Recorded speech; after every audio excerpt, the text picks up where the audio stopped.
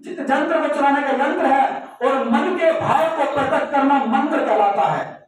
इसी प्रकार से जिसे हम तंत्र विद्या बोलते हैं, इस मोबाइल के अंदर आप इस मोबाइल को देखोगे, आपके पास मोबाइल है, इसकी आप बैटरी चार्ज करते हो, रिचार्ज कराते हो, वो जंत्र को चलाने का यंत्र है, ये एक मशीन है। और मंत्र मन के भाव को प्रकट करना, जब आपके पास किसी का नंबर नहीं है, किसी का संपर्क नहीं है, तो आप कैसे बात कर पाओगे? यानी आपके पास मंत्र भी होना चाहिए। जब आप किसी का नंबर लगाते हो तो वो फोन मिलता है, चाहे अमेरिका बैठा हो, आपकी बात सुनेगा। तो ऐसी विद्या आप लोगों के सामने आप इस्तेमाल कर रहे हो, ये बाबा गोरखनाथ जी की देन है। बाबा गोरखनाथ जी ने सागर मंत्र का निर्माण करके आप लोगों के लिए 14 की 14 विद्याएं खोल दी। परंतु आज सनातन पर विचार विमर्श करने की गहन आवश्यकता है, पूजा पद्धति के बारे में जानने की आवश्यकता है और उसे जानना ही पड़ेगा। मैं आपसे पूछना चाहता हूं कि पूजा क्या होती है। आज हम पूजा पाठ करते हैं, भक्ति करते हैं, भजन करते हैं, क्या होता है? हमारे एक कवि ने कहा भी है, जटा न मुंडन न तिलक न त्रिपुंडन न पोथी न पाठ में न साथ की बसीती में, मोहब्बत कहाँ ढूंढे रे बंदे, मैं तो तेरे पास में, एको वास में, एको विश्वास में। तो आप लोग जानिए कि पूजा पद्धति क्या है। हमारे बाबा गोरखनाथ जी की जो विचारधारा है, पूजा पद्धति 2 प्रकार की होती है इस संसार के अंदर। एक भक्ति होती है शिव की, शिव शिव सृष्टि में ईश्वर का वास ही शिव है। और एक भक्ति होती है सब की। सब की व्याख्या करने की आवश्यकता नहीं है, प्रत्येक व्यक्ति जानता है कि सब क्या होता है। इसी प्रकार से शिव और सब, हम लोग शिव की पूजा को छोड़ चुके हैं और सब की पूजा हम करने लगे हैं। एक पूजा होती है शक्ति की और एक पूजा होती है स्थान की। स्थान, किसी व्यक्ति ने कोई विशेष स्थान बना दिया तो आप उसकी पूजा करने लग गए। और एक पूजा होती है शक्ति की। शक्ति जो आपके अंदर विद्यमान है, उस परमपिता परमात्मा ने अपने अंश से निकाल करके आपके अंदर जो आत्मा डाली है वो शक्ति के रूप में है। आप लोगों को ज्ञात होना चाहिए, जब तक इस शरीर के अंदर आत्मा है तब तक इस शरीर का महत्व है। यदि अपने शरीर से आत्मा निकल कर चली गई तो लोग इसका संस्कार कर देते हैं, अपने पास कोई नहीं रखता। इसलिए स्थान और शक्ति की पूजा में अंतर है। आप लोग शक्ति की पूजा करिए और शक्ति की पूजा करने के लिए बाबा गोरखनाथ जी का जो रास्ता है, बाबा गोरखनाथ जी ने जो बताया है, वो अंधविश्वास और पाखंड से रहित है। किसी भी सृष्टि के अंदर सनातन गोरख संस्कृति से बड़ी कोई संस्कृति नहीं। बाबा गोरखनाथ की जो विचारधारा से बड़ी कोई विचारधारा नहीं। आप लोग इस प्रकार बात को भली प्रकार से जान ले। और ये जिम्मेदारी, जब आप लोगों ने सनातन संस्कृति के अंदर जन्म लिया तो ये आप लोगों की जिम्मेदारी बनती है कि हम अपनी संस्कृति के बारे में समझ करके, अपनी संस्कृति के बारे में जान करके अपने आने वाली पीढ़ियों को सनातन धर्म के बारे में बताएं। पर विचार विमर्श करने की गहन आवश्यकता है, पूजा पद्धति के बारे में जानने की आवश्यकता है और उसे जानना ही पड़ेगा। मैं आपसे पूछना चाहता हूं कि पूजा क्या होती है। आज हम पूजा पाठ करते हैं, भक्ति विद्यमान है। उस परमपिता परमात्मा ने अपने अंश से निकाल करके आपके अंदर जो आत्मा डाली है वो शक्ति के रूप में है। आप लोगों को ज्ञात होना चाहिए, जब तक इस शरीर के अंदर आत्मा है तब तक इस शरीर का महत्व है।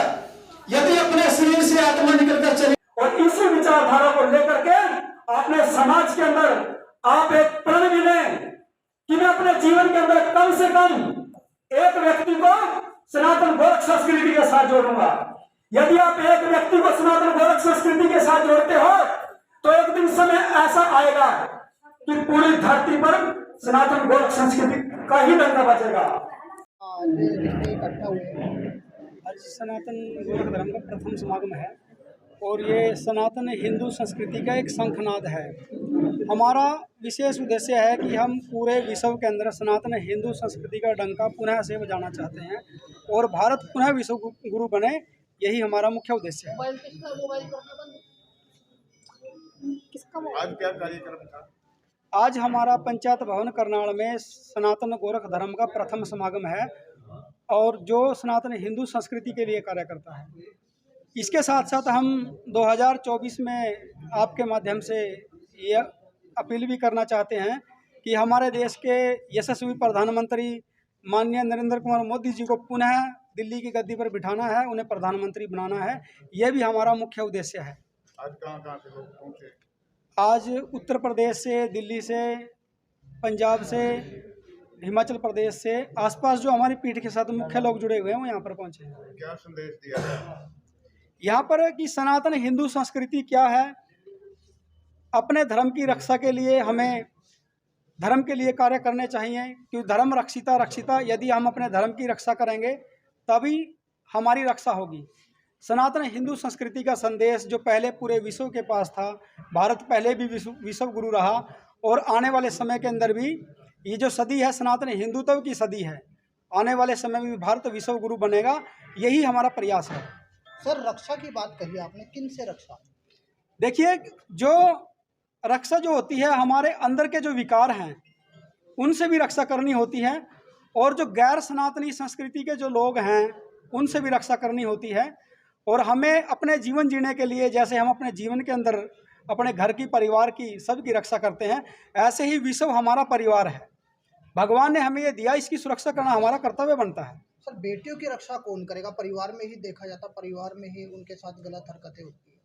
देखिए, ये जो है ना, सनातन हिंदू संस्कृति के अंदर ऐसा नहीं सिखाया जाता।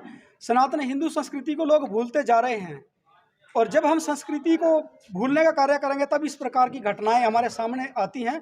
यदि हम सनातन संस्कृति के लिए कार्य करें और प्रत्येक व्यक्ति के अंदर सनातन गोरख संस्कृति का दीप जलाएं, फिर इस प्रकार की घटनाएं समाज के अंदर नहीं होगी और भारत ही नहीं पूरे विश्व के अंदर एक सभ्य समाज का निर्माण होगा। इसमें सर इंसान को बांटना सिखाया जाता है। देखिए, सनातन हिंदू संस्कृति का शुरू से ये ध्येय रहा कि सनातन हिंदू संस्कृति का एक ही कार्य होता है, मानवता को मानवता के साथ जुड़ करके जीवन जीने की कला सनातन हिंदू संस्कृति सिखाती है। एससी सर इंसान है,